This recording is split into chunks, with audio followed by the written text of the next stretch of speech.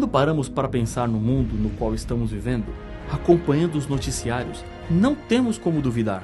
O mundo realmente caminha para a destruição completa. Mas a grande pergunta é: como isso acontecerá? A Bíblia nos dá algumas importantes certezas. Deus está conduzindo todas as coisas.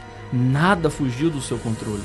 Estamos vivendo nos últimos dias, nos momentos finais da história deste mundo.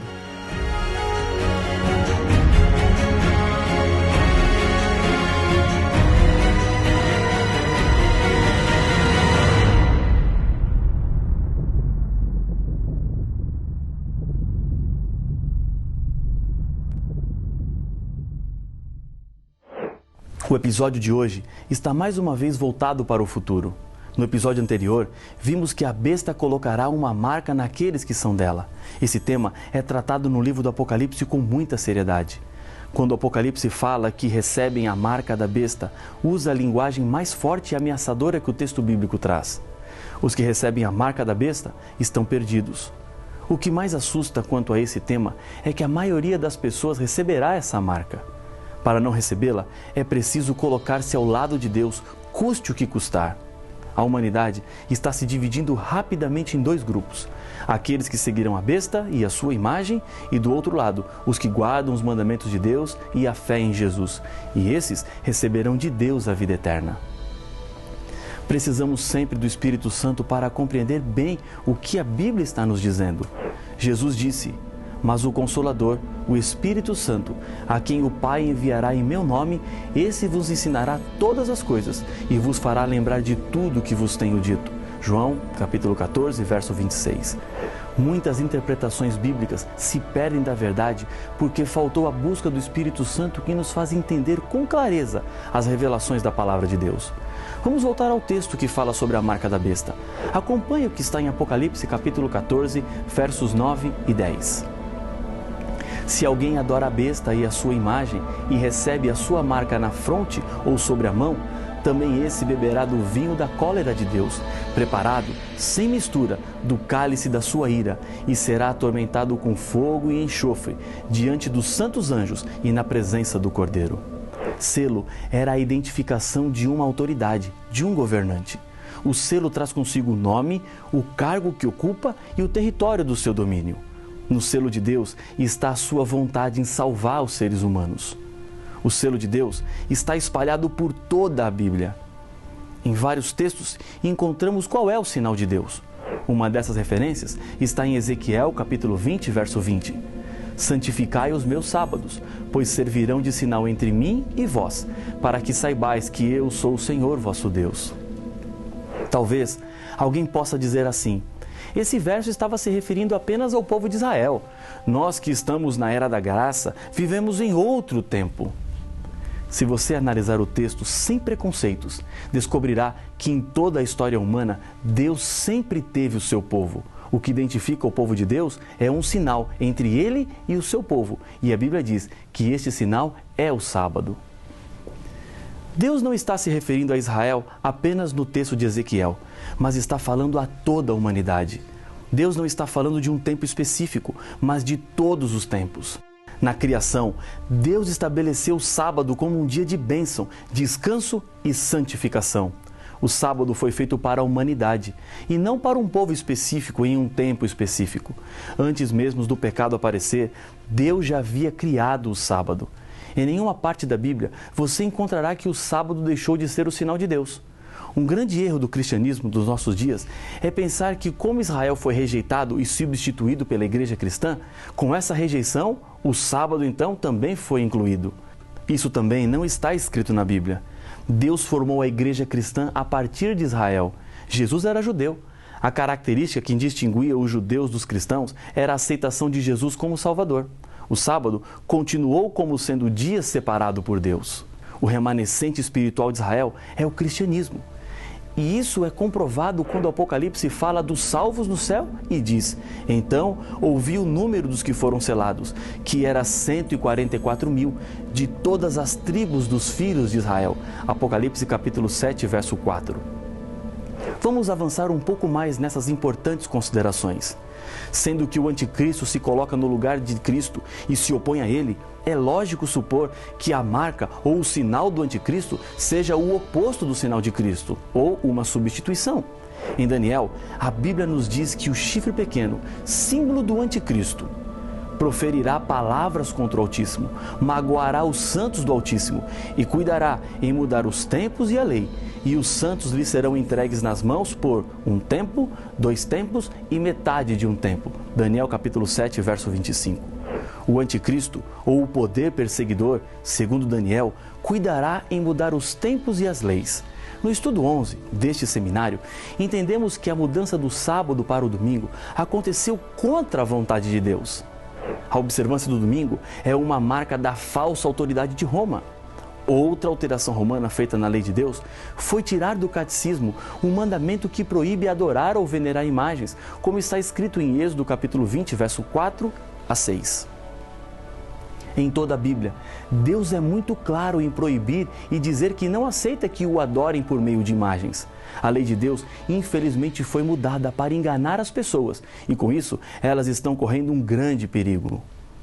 Outra expressão importante no texto de Daniel é a contagem 1 tempo, 2 tempos e metade de 1 tempo. No Apocalipse, esse período equivale a 42 meses, ou seja, 1.260 dias proféticos, que significam 1.260 anos.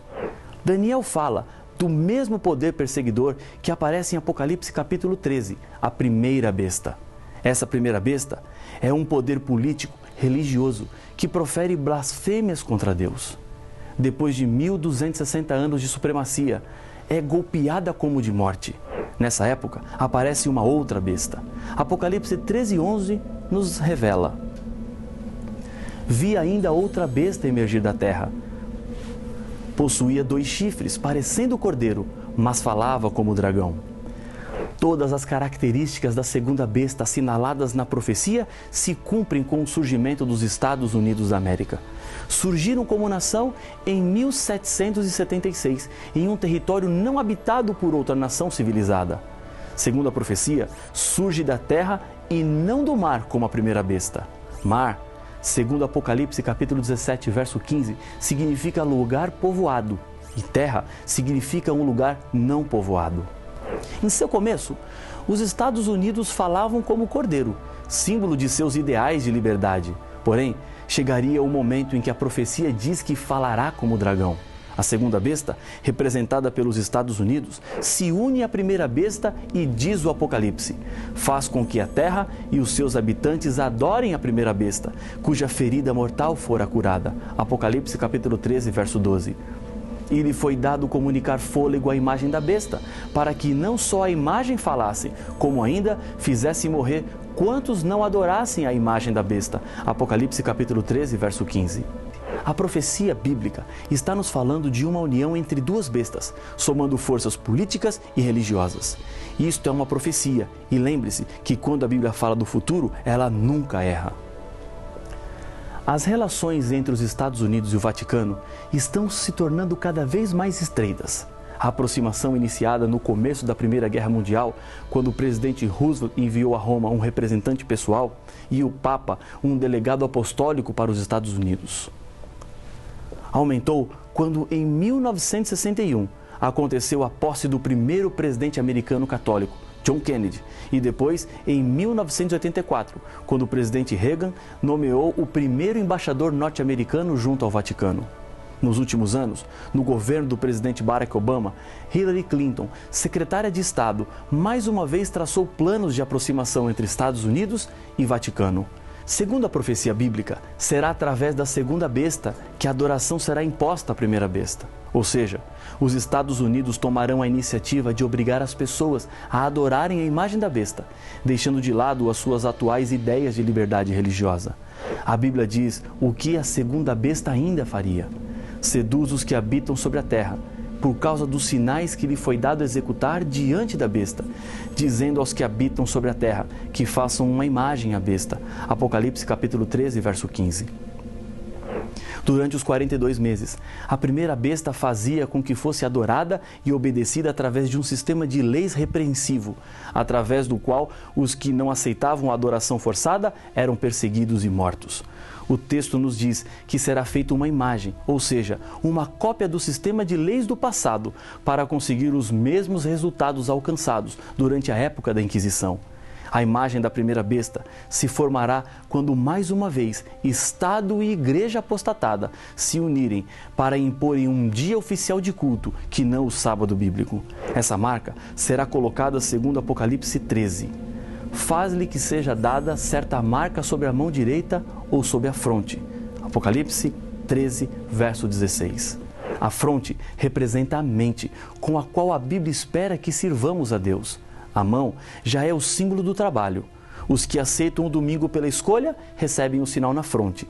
Aqueles que aceitam o domingo para não sofrerem perseguições ou por conveniência, para não serem mortos, receberão o sinal na sua mão. A marca será imposta quando se decretar uma lei proibindo comprar ou vender àqueles que não tiverem essa marca, que podemos chamar de decreto dominical. É algo profético. Está escrito com clareza na Bíblia e não é nenhuma imaginação doentia ou fanatismo. Hoje, quem não obedece aos mandamentos de Deus, inclusive o sábado, é culpado e está em pecado. Os que aceitam a substituição do sábado pelo domingo estão em rebelião contra Deus e eles terão a marca da besta. Uma história nos diz que uma mulher se misturou às tropas durante a Guerra Civil Americana. A única arma que ela levava nas mãos, se é que isso pode ser chamado de arma, era um atiçador de ferro para mexer nas brasas. Quando terminou a batalha decisiva de Gettysburg, os militares lhe perguntaram: "O que você pensou que poderia fazer com esse atiçador contra os soldados do Sul?" A resposta da mulher foi simples: "Nada. Eu só queria mostrar para eles de que lado eu estava."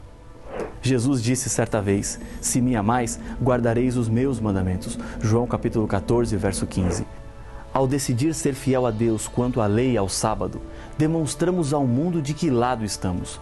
Embora isso envolva sacrifícios, é preciso colocar-se ao lado de Deus. E a escolha é sua. Não é pelo medo, mas sim pelo amor que Deus lhe chama. Mas a Bíblia apresenta as terríveis consequências que terão aqueles que receberem a marca da besta na sua mão ou na sua fronte. Também, esse beberá do vinho da cólera de Deus, preparado sem mistura do cálice da sua ira, e será atormentado com fogo e enxofre diante dos santos anjos e na presença do Cordeiro. Apocalipse capítulo 14, verso 10. Diante disso, um conselho de Pedro é muito importante para a sua salvação. Antes, importa obedecer a Deus do que aos homens. Atos capítulo 5, verso 29. Quando as leis dos homens não se chocam com a lei de Deus, a postura correta é ser obediente a essas leis. Mas, quando uma lei se choca com a lei de Deus, você deve ficar ao lado da lei de Deus. Entre Deus e os homens, a escolha certa para a salvação é sempre ficar do lado de Deus. Nos momentos mais difíceis das perseguições, os filhos de Deus nunca estarão abandonados. Em Daniel 12, verso 1, uma profecia nos assegura: "Mas naquele tempo será salvo o teu povo, todo aquele que for achado inscrito no livro." Jesus mesmo se levantará em favor do seu povo e o libertará. Na volta de Jesus, nas nuvens dos céus, com poder e muita glória, com todos os anjos, Deus salvará e libertará para sempre aqueles que decidiram fazer a sua vontade. Há muitos anos atrás, um pastor caminhava pelas ruas de uma cidade quando encontrou um menino com uma gaiola cheia de pássaros conhecidos. "Onde você conseguiu esses pássaros?" perguntou o pastor. "Eu os cacei", respondeu o menino orgulhoso. "E o que você vai fazer com eles?" "Vou brincar com eles." "E quando estiver cansado de brincar, o que irá fazer?" indagou o pastor. "Vou dar para o gato comer." O pastor, assustado com a resposta do garoto, lhe disse: "Eu quero então comprar os seus pássaros." "E para que o senhor quer? Eles não cantam, não servem para nada." "Eu quero comprá-los. Quanto você quer por eles?" O garoto então fez uma proposta com gaiola e tudo.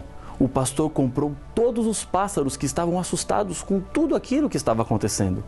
O menino seguiu o pastor com curiosidade para saber o que é que ele iria fazer. Viu quando o pastor chegou a um parque e abriu a porta da gaiola. Nenhum pássaro se movia. Não notavam que estavam livres. Ele começou a mexer a gaiola e, um a um, os pássaros batiam as asas e voavam de novo rumo à liberdade. Um menino, anos depois, escrevendo sobre o que aconteceu, dizia: quando os pássaros começaram a voar, estavam dizendo: estamos livres da morte. Cristo nos liberta sempre.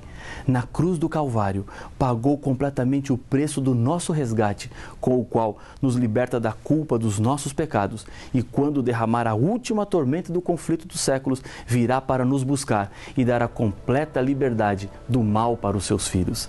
Satanás será completamente destruído. Jesus prometeu: não se turbe o vosso coração. Credes em Deus? Crede também em mim. Na casa de meu Pai há muitas moradas.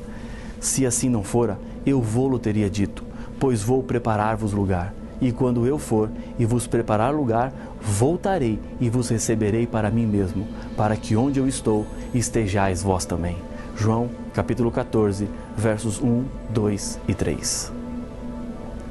Deus deseja que todos nós nos salvemos. Satanás quer desesperadamente que nos percamos. A nossa decisão é expressada através da obediência. A Bíblia diz que somos escravos daquele a quem obedecemos. Hoje, você pode escolher a quem obedecer. Qual é o caminho que você vai seguir? Que tipo de sinal ou marca você quer receber? O selo de Deus ou a marca do inimigo? Não existe neutralidade. Não é possível ficar com um pé com Deus e o outro não. A promessa de Jesus será cumprida e depende de você agora. Qual caminho você seguirá? Para confirmar a sua decisão de estar ao lado de Jesus, eu quero lhe convidar mais uma vez para orar comigo. Pai nosso, no meio das incertezas, a Tua palavra nos dá a certeza. Mais uma vez, apela aos nossos corações. Chama-nos a uma decisão sincera de andarmos ao Teu lado e nos prepararmos para a salvação, é o que eu lhe peço no nome de Jesus. Amém.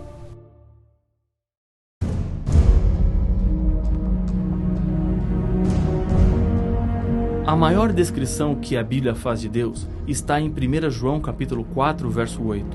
Deus é amor. O diabo, em sua rebelião, negou essa característica de Deus e o acusou de injusto, dizendo que exigir fidelidade e obediência à lei era falta de amor. Deus é o mesmo. A maneira de Deus agir no passado é a mesma que agirá no futuro. Mas, se Deus exigisse mesmo fidelidade e obediência, isso não seria injusto, como Satanás alega? Como Deus pode ser então um Deus de amor? Para estes e outros enigmas, a resposta está no próximo episódio de Apocalipse, o fim revelado.